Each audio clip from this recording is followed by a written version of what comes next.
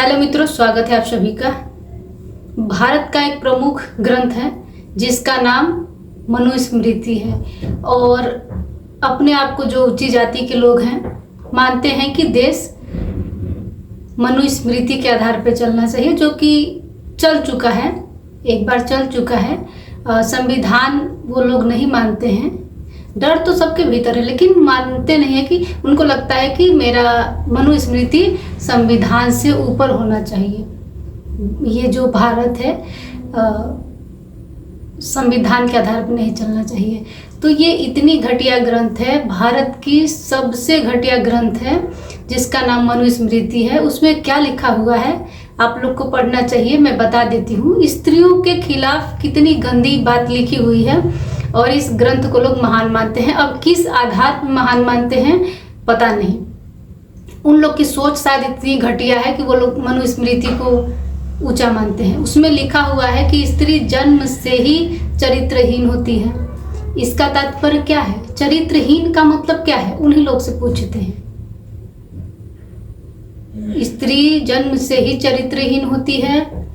इसको विवाह के पहले पूर्व पति के अधीन रहना चाहिए, विवाह के पूर्व। विवाह होने के बाद पति के अधीन रहना चाहिए, और अगर पति मर जाए किसी कारण से तो उसको अपने बेटे के अधीन होना चाहिए। मतलब उसको किसी न किसी के ऊपर आश्रित रहना चाहिए, उसको स्वतंत्रता नहीं देनी चाहिए। अब आप लोग बताइए कि अब संविधान महान है कि ये मनुस्मृति महान है? ऐसे मनुस्मृति को तो जला फेंकना चाहिए, इसको उखाड़ फेंकना चाहिए। भारत में दूर दूर तक इसका कहीं नामो निशान नहीं बचना चाहिए। और ये हर इंसान को पढ़ना चाहिए कि स्त्री के विरुद्ध कितनी घटिया बात लिखी गई है। स्त्री मात्र वस्तु नहीं है, मात्र शरीर नहीं है। उनको स्त्री में शरीर ही दिखाई देता है। क्यों? उनको सोचना चाहिए। स्त्री की कला नहीं दिखती है, उसकी बुद्धि नहीं दिखती है, उसका ज्ञान नहीं दिखता है क्या? सिर्फ उसको धार्मिक बनाओ, शरीर में ढलाओ, पूजा करवाओ, पाठ करवाओ, हवन करवाओ और सेवा में उसको उपलब्ध कराओ, बस।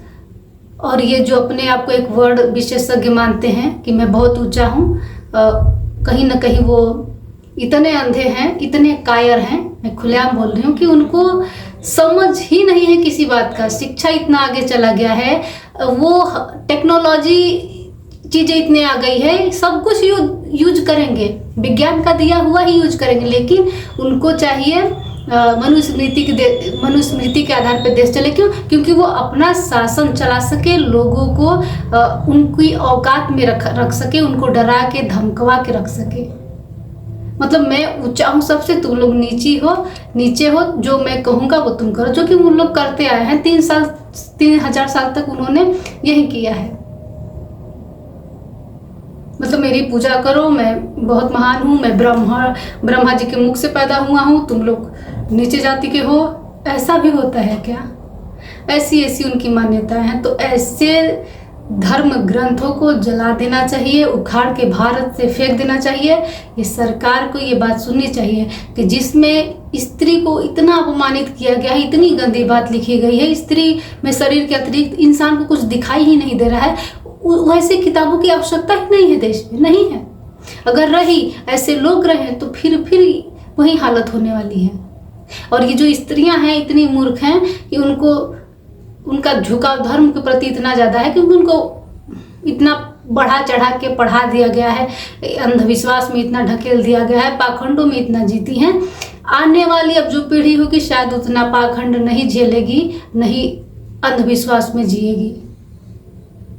सब समाप्त हो ही जाएगा एक दिन। ये सब जो चीज़ें ब्राह्मणवादी लोग बनाए हुए हैं, मनुवादी विचार के लोग बनाए हुए हैं। आज भी बहुत सारे ऐसे लोग हैं जो कहते हैं कि हमारा देश हिंदू राष्ट्र होना चाहिए, तो राम राज्य आना चाहिए। नहीं होना चाहिए, ये सब फालतू की बातें हैं, 2 कौड़ी की चीज़ें हैं। तो इतना ही कहेंगे। धन्यवाद।